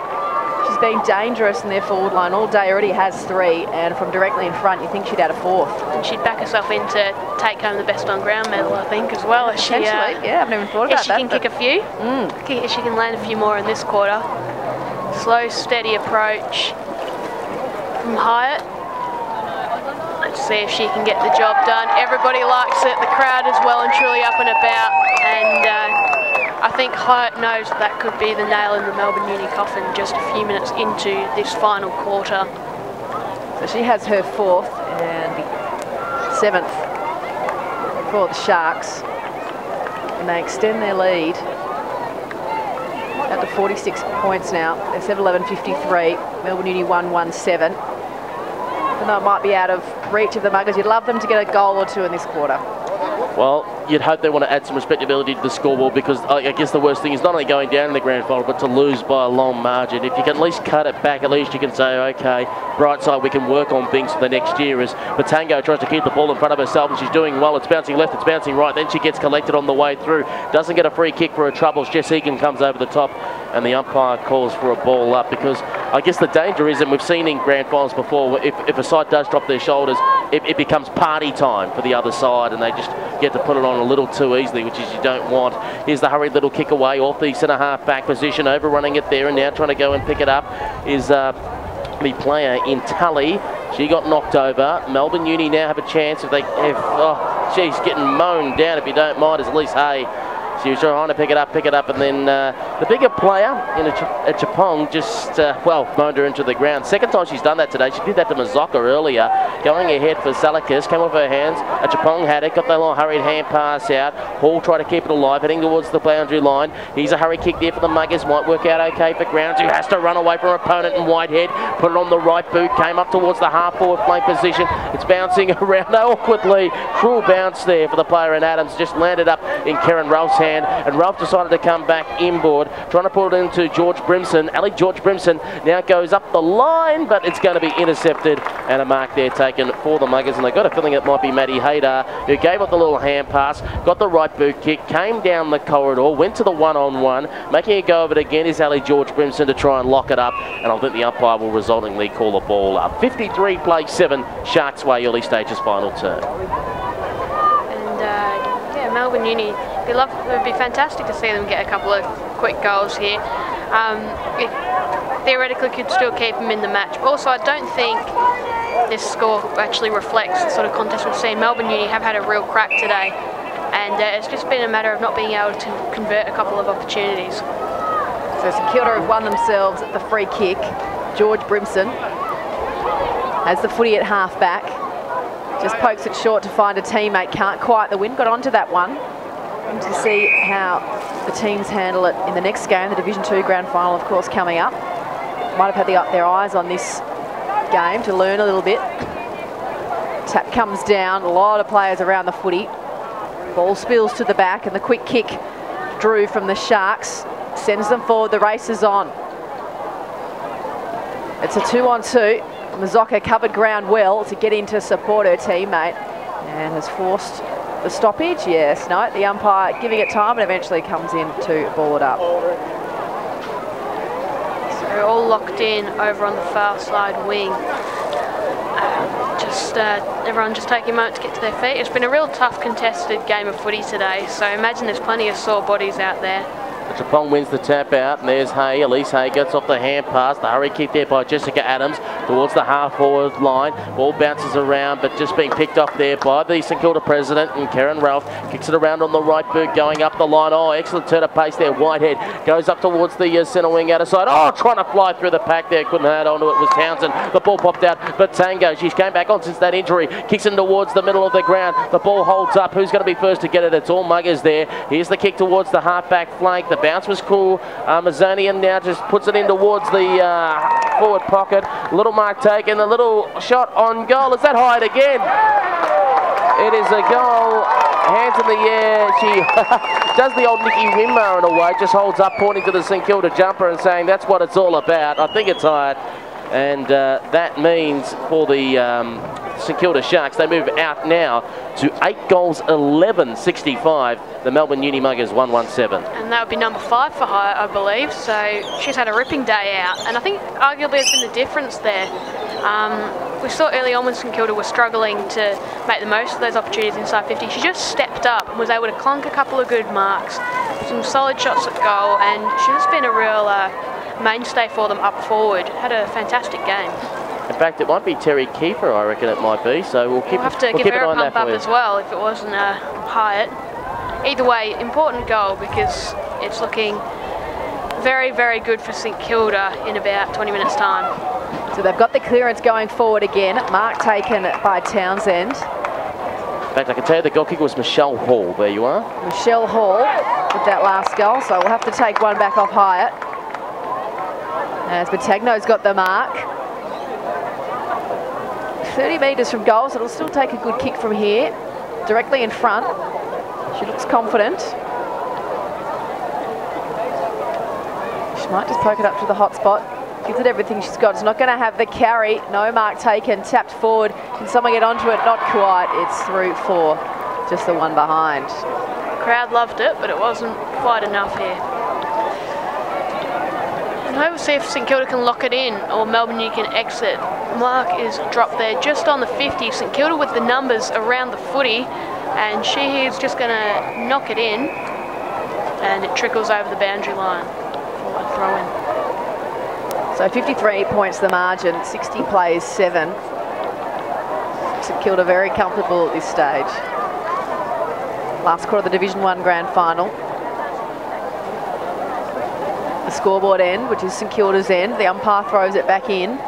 Melbourne Uni winning the tap there. I think it was May coming in to do the ruck work. It's all very much locked in. We've had a free kick pulled out. I think it's going to go the way of Melbourne Uni. So they're going to get the chance to exit that back 50. And let's see if they can build something from here. Mazzocca decides to play on. Has a bounce. Out toward the wing. Loads up. The mark's being taken. By Plum, I believe. I think Plum is going to pop it straight back into where it came. So loads up. Getting ready to barrel it back inside that 50. She's been a good player for St Kilda today. No mark taken. Wieselman just bangs on the boot down the middle. Almost reeling it in was Drew. But Melbourne Uni, through the middle they go, just bang it long. It's a 2-on-2 down here. Which way will the ball bounce? Desperate in defence is Kiefer, just trying to tap it out in front. Couldn't quite get her on the boot, but goes again. Going for the safety of the boundary. And Melbourne Uni managed to keep it in and bend it back inside. Can they get another score on the board? Just sitting on the footy. Players dive in, umpire giving it plenty of time, and eventually says, no, I'll come in and ball one up. On the arc of the 50 metres. Outer side of the ground. Harding Street end at Coburg. City Oval. Ball in dispute near the boundary line. Eventually it rolls over. Well, this game playing out here, which will be an eventual St Kilda Sharks premiership in Division 1 for Melbourne Uni. It will mean 2 years in a row that they've lost at this level, which will be a bitter pill to swallow. Chapong just tried to get it out, got the hurried hand pass off to Winchester, who put it on her right, to Batango, who put it on her right, who went further up the field. And this is where they've got a chance to go for a little bit of a run here. It might be tickly with it, and now decides to go long towards the Townsend direction, out past her hands. Just trying to hug on there as Shagia, who holds up the footy, does well. But the ball has popped out here. I think it might have been Hay for the Muggers, who goes out with a long kick. Callan to try and run onto it. It's an awkward bounce. Will she get onto it? She does. Now runs around 55 metres out from goal. Decides to square it up. Weaselman's got space. Takes the mark. And is 50 metres out from goal directly in front. Gets on the right. Goes towards the 2-1-2. Waiting at the back was Mullins, but it went over her head. One bounce over the boundary line. And out of bounds for a throw in deep inside the Muggers forward line. They are looking, dare I say it, for their second goal of the match. Yeah, it's been a tough one for them this afternoon, particularly when you think a couple of weeks ago these guys played in a game that went to Golden Point. Very different result today. And Melbourne Uni went straight through, didn't they? So Kilda had to beat your mob last week.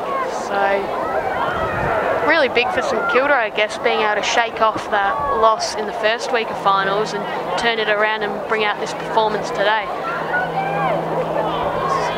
So there's a lot of things about them. So a kick coming to the hot spot, and standing underneath it for Melbourne Uni is Weaselman, who thought about going on there. Yeah. In fact, perhaps could have been called as play on, but umpire let that one go. So she's going to line up here, Weaselman. Directly in front, not far out, on the way. Melbourne Uni have got something to cheer about. They've got their second goal on the board. Tough day at the Office Centre, Harrington, for the Muggers. I guess when they look back at this tape and review it, they'll be shrugging their shoulders going, what has happened within 2 weeks? Well, just looking within those last 2 minutes, it's almost a shame that Weaselman wasn't drifting forward earlier in the match, because we've seen her take a couple of good marks. I don't know if that's partly because Kilda may have taken the foot off the pedal a little bit with it getting late in this game.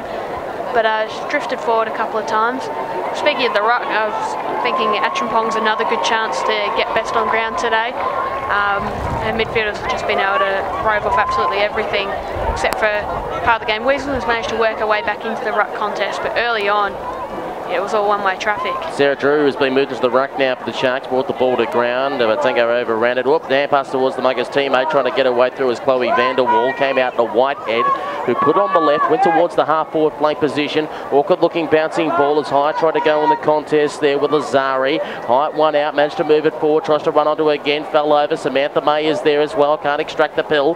Ball on the ground, trying to fight in hard. There is Townsend, can't rip it out. Only Maxwell's lurking nearby as well. Muggers footy, put it on the right and high and bring rain almost in the direction there of Adams to bring it to ground. Picked off there by Shagia of the Sharks, spin it across to Hyatt, who had to get it on quick little Whitehead to put it on the left, put it in the Maxwell direction, bashed off her chest. Ball hit the ground 45 metres out from goal. Coming in to lock it up is Whitehead again. And we'll call for another bounce inside the Sharks forward line. They're about 45 metres out from goal, attacking the Bell Street end. Players go up, punch comes down in front. A lot of players around the footy. The clearing kick is smothered and then regathered. Tackle comes in. Umpire says play on. The ball is still moving, but there's 4 people lying on it now. And the umpire will come in to ball it up. 60 plays 13. Kilda have this one wrapped up over Melbourne Uni. They get another late one. Again, lots of players standing around the footy. There's probably 10 or 12 just standing around watching the action very close in. Bring the house down if they can get another one soon, you'd think. Yeah, their supporters would love it. Starting to really filter in now, the crowd. The Seaford and North Geelong contingent, seeing plenty of black around, obviously interspersed with some white and yellow for the respective teams. But back to the game at hand. Ruck contest just in that forward 50 for Kilda, but bursting away from it. Melbourne Uni finally getting a little bit more dash in this last quarter. Yeah, May just throws on the boot and she's found her teammate in Mullins. Really nice passage of play that. They're lacking targets now though, as there's a lot of Melbourne Uni players helping out in defence. They now try and stream forward. Oh, no mark taken. Was a good effort. Ralph tries to shuffle a hand pass to the legs of an opponent, can't. Melbourne Uni will come away with a quick kick round the corner. St Kilda have numbers in defence, but you never know which way the footy bounces. Well done to pick it up and have it charged with Piers. Out near the boundary line. Again, St Kilda with numbers, and they go for the safety of the boundary line, but it's now a lot deeper in attack for Melbourne Uni, only 15 metres round from their goal. Rayside was very happy to see that one over. Piers, as you said, with a couple of good efforts there. First up going up in that marking contest, and then following up and actually outstripping her opponent there to get first hands to it. Ball to be thrown back in, deep inside the Muggers forward line. Drew first to it, try to strip it out of her hands, Salakas, and the ball will go over the boundary line and out of bounds once again. So an improved performance by the Muggers in this term, but they find themselves 47 points down, 8-12-60 to 2-1-13. Back into play. Wieselman versus Drew. Wieselman won it, trying to lay on the tackle there as Mullins couldn't extract it. She goes in over the top, and the umpire once again will call for yet another ball up. So at least the Muggers are finding it out to the end and not going with their heads down. Absolutely, they're having a real crack. Kilda gets the takeaway though, May underneath it. Spoil comes in over the top. She does the tackling now at ground level on higher, and the umpire will come in to ball it up on the half-forward line for Melbourne Uni. The umpire sets, throws. Still lots of players around the footy, but the quick kick away by Shegger. They'll get a second effort, although the kick wasn't that great. Hyde on the end of it here. Can she find her teammate? She just rolls it round the corner on her boot. Townsend leads in the race, can't quite pick it up, and gives time for Melbourne Uni to come in, although their hand pass is a little askew. And so St Kilda can have a chance. No, it's Melbourne Uni who'll get the quick kick. High underneath it, making the call of mine was Vanderwall in the long sleeves today. Not really needed in the sunshine. It's beautiful here at Coburg. She goes long towards half forward. Ball in dispute at ground level. Melbourne Uni with the numbers, and they could prevail, or could have been a high tackle. Umpire says no, play on. The ball bobbles out. Hyatt's nearby, keeps her feet and just tries to grab the footy. St Kilda do well. The hand pass to no one though, and back in dispute it goes, and charging through Melbourne Uni. Needs to get the kick off, breaks a tackle. Poise, takes the kick. Up towards half forward, Melbourne Uni now. Can they get on the boot again and go inside 50? They do. Kenna might be taken back with the flight, leading back onto it. Crowd roar for Mullins, who's nearby. Can they get one off the deck? No, it's going to go through for her behind in front of Inguanti. So Mullins with a great idea there to just tap it forward, knowing that her teammate was first in the foot race. Just a little bit too much on it though, but that sort of creativity. It's really good from Melbourne Uni. It's a shame that we weren't seeing it earlier in the match, because they can really tear up St Kilda when they get on the run. But it just shows, I guess, how good St Kilda were, how well they've planned for this game, the way that they've congested that for 90% of the match. Melbourne Uni 2-2-14, trailing St Kilda 8-12-60. Latter stage of the final term here in the Division 1 Grand Final. Division 2 up next. Then at 2:30, it is the Premier Division Grand Final. The shot on goal from the pocket has just clipped the post on the way through. Another point for the Muggers. 2-3-15 to the Sharks. 8-12-60. This Division 1 Grand Final. The Sharks finishing on top of the table, and were knocked off in Golden Point extra time by Melbourne Uni in the major semi-final. Defeated the Eastern Devils last week to make it back into the Grand Final, and have been doing it in style. Zamanian now has the ball in the back pocket. Gets on the right, bit of a flat punt, trying to get in there as Ralph, the captain. Bounced off her chest, coming in there for support there as Ray's side. Stripped out of her hands though, Hay got it across quickly. Hurricane off the side of the boot there by Walsh. And the ball has gone out of bounds, and we'll have a free kick going the way of Grace Vanderwall as the shadows of the full-time siren near. So Vanderwall looking to bring it in. Deep in defence, waves them all across and says, I'm going towards the boundary, and no one gets a hand on it. A couple of bounces and over the boundary line it goes, but she's cleared the immediate danger zone. It's out towards the arc. Just a few minutes left in this quarter, you'd think. Champong back in the ruck. One of St Kilda's best today. Doesn't get to her. May does the ruck work. Out to a teammate near the boundary line. Ball in dispute. She goes back in to get it. That's May. He's tackled. Gets the hand pass off. Still in dispute. Oh, Champong. When she tackles, you know about it. I tell you that much. Egan copped it that time. And over the boundary line it goes. Got the mouthful of cooch grass in that bit. As the umpire comes back in 10 metres and throws it back into play, 40 metres out from goal. Champong versus May. Ball popped out the back, couldn't hold onto it. There was Strucknall, and all wrapped up was Michelle Hall.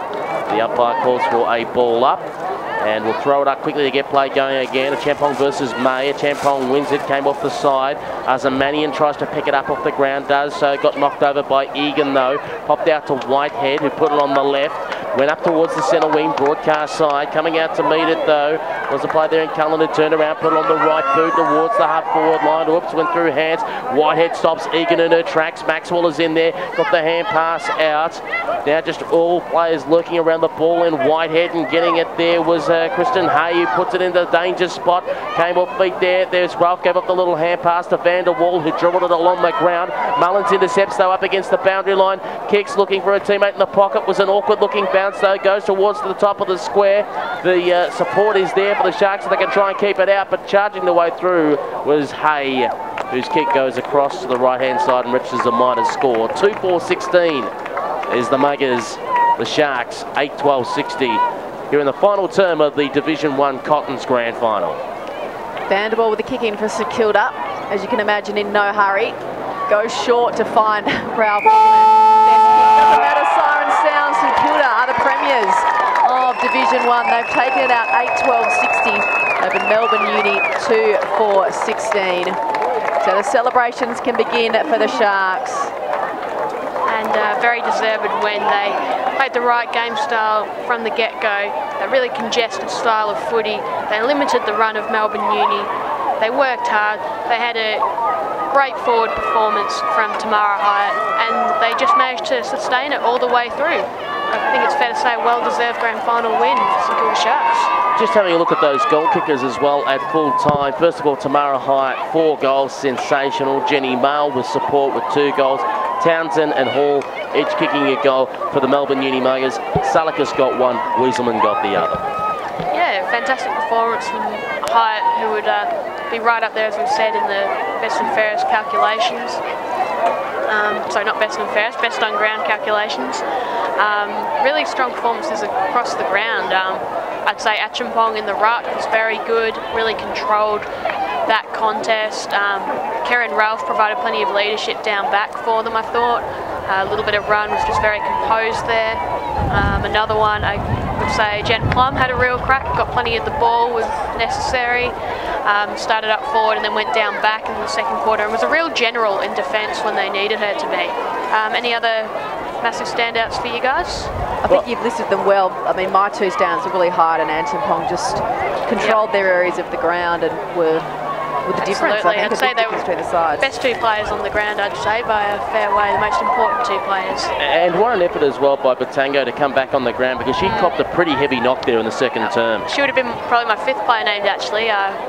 Forgot about her. She was very lively early on, just managed to cut through Melbourne Uni a few times, and then later on, of course, it's a very gutsy effort to come back on the ground after copping a decent hit there. As we see, they're getting the podiums ready right in front of the Cottons logo for the presentations of the Division 1 Premiership Cup. And what a year it's been for the St Kilda Sharks as well. An influx of new players. They in fact had an overspill on the list, and some of the girls end up going down the road to Port Colts.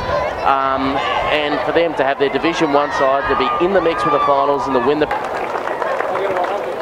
I'd now like to invite BWFL Competitions Manager Darren Flanagan to present each umpire with a grand final medal. Firstly, our boundary umpires Jackie Hewitt and Talia King.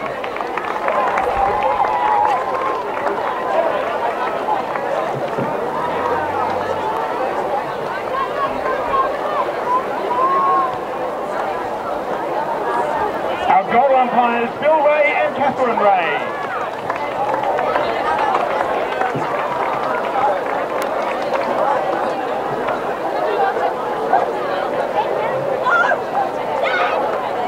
To invite Stacey Burke to the stage to present the Stacey Burke Medal to our field umpires. Lucinda Lopez, Anthony Lawton and Jay Pauly.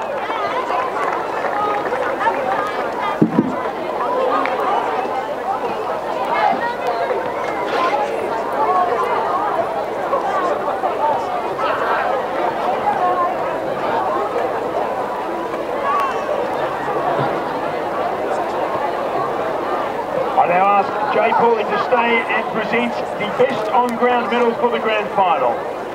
Best On Ground, ladies and gentlemen, from St Kilda, number 20, Ashley McDaniel.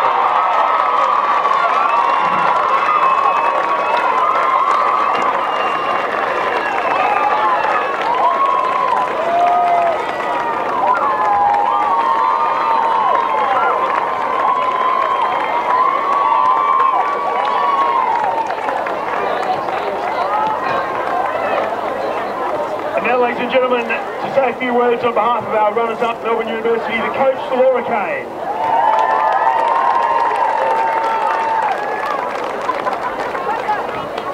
Firstly, I'd like to say congratulations to the Sharks. Excellent effort all year with a high percentage on the ladder.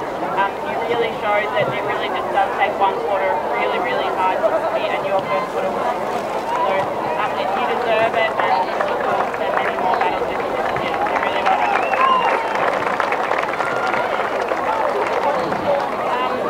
Our girls have been here before, or at least half of them have been here before, and it doesn't get easier.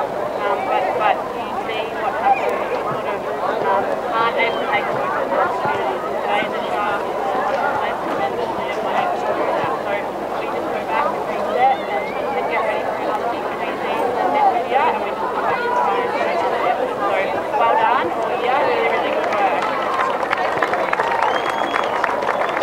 And lastly, just a thank you to AFL people, CWFL sponsors, but also all of the crowd. It's amazing to be cheered on by all of you both sides and to get this kind of representation of football is excellent to see. So everyone should keep the crowd a massive round of applause. So thank you. Thanks, Laura Kane, coach of Melbourne University. Now to speak on behalf of the Premiers, ladies and gentlemen, please welcome the coach of St Kilda, Marnie Rosenberg.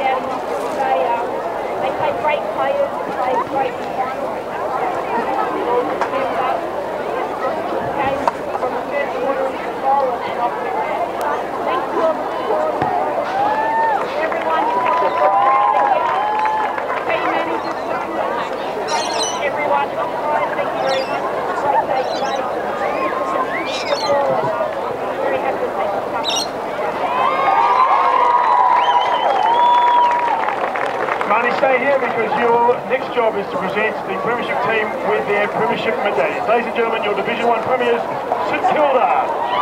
Number 2, Sarah Drew.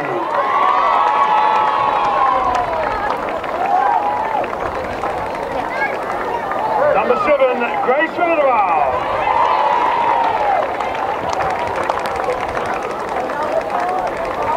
Number 8, Sarah Seguier.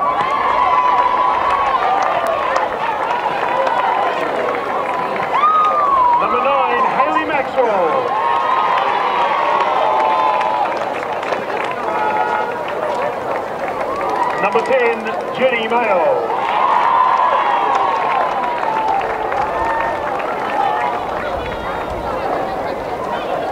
Number 15, Jennifer Plummer.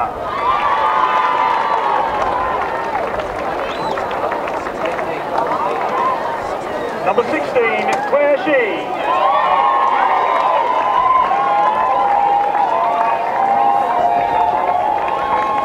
Number 20, Ashley Batano.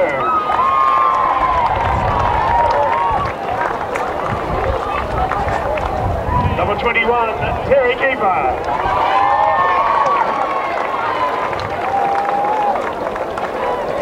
Number 28, Sarah Rayside.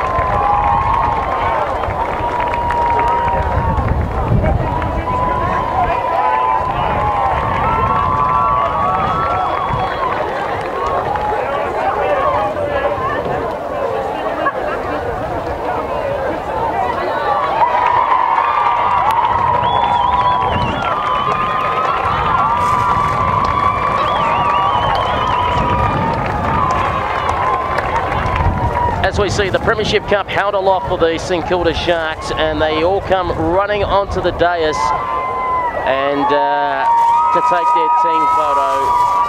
Many memories there, and of course, well, it would have been for your Eastern Devils last year, Joe Watton, when you had the privilege there watching your girls hold up the cup. Yeah, it certainly was an enjoyable day, and unfortunately again Melbourne Uni were the losers on that occasion. But we've mentioned St Kilda. They've had a great year around their club, and to be rewarded with the Premiership, they'll be loving this. As they hold it aloft and take their photos, Division 1 Cottons Premiers are the St Kilda Sharks. They're victors today in a comprehensive performance, 8-12-60 to the Melbourne Uni Muggers, 2-4-16. I'm Peter Holden. Thank you very much for joining us for this Division 1 Grand Final. Lana Harrington as well, special comments. Your lead caller was Joe Watton. Joe will be sticking around for the Division 2 Grand Final. Will be joined on the other side of this break by Matthew Cox and Daniel Hill. And I'll return for the Premier Division Grand Final with Daniel Hill, myself, of course, and Katie Lambeski. That's all coming up. Stay tuned to VWFLradio.com for live and continuous coverage and quarter-by-quarter coverage streamed live on VWFL.com.au. We'll be back soon. Things that sound like a cow. The electric window in a Toyota Camry. The horn of a cruise liner. Or this disgruntled crowd at a sporting event.